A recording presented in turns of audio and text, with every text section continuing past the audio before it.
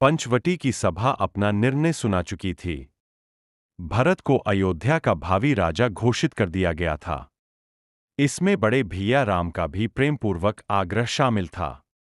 भरत अत्यंत विकल था। अश्रुधारा निर्बाध बही जा रही थी। बड़ा अलग सा गणित था। भरत ऐसे रो रहा था जैसे उसे राज्य चलाने का नहीं, उससे निष्कासित होने का आदेश मिला हो। भारी संवेदना के साथ उसने कहा, भैया, आप तो मेरी योग्यताएं जानते हैं न? बताइए, भला मैं अयोध्या का राज्यभार कैसे संभाल पाऊंगा? क्या इस बोझ को उठाने में मेरे कंधे समर्थ है? श्रीराम ने भरत के सिर को प्यार से सहलाया। फिर गुरु वशिष्ठ पर दृष्टि केंद्रित करते हुए कहा, भरत, बोझ उठाने के दो तरीके होते हैं।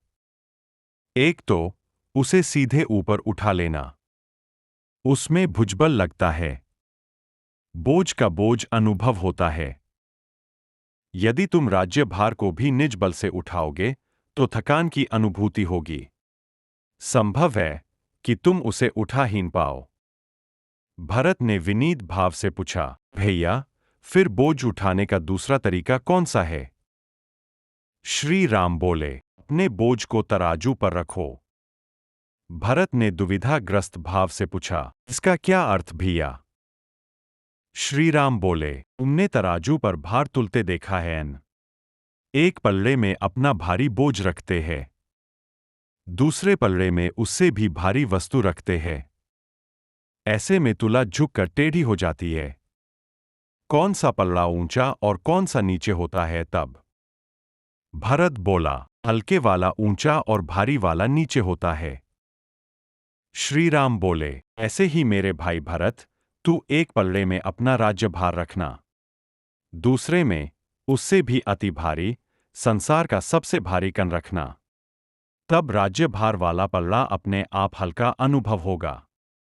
और सबसे बड़ी बात, बिना उठाए ही वह स्वयं ऊंचा उठ जाएगा। तुझे एहसास ही न होगा कि तू भार का वहन कर रहा है।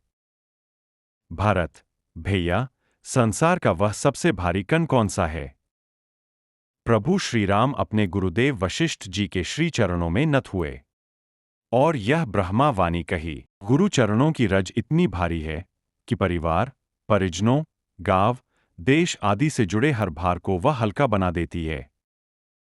इसलिए मेरे अनुज, जब भी राज्यभार या जीवन बोझ लगे, गुरुवर के चरणों की धूल अपने शीश पर धारण कर लेना। सब हल्का लगने लगेगा।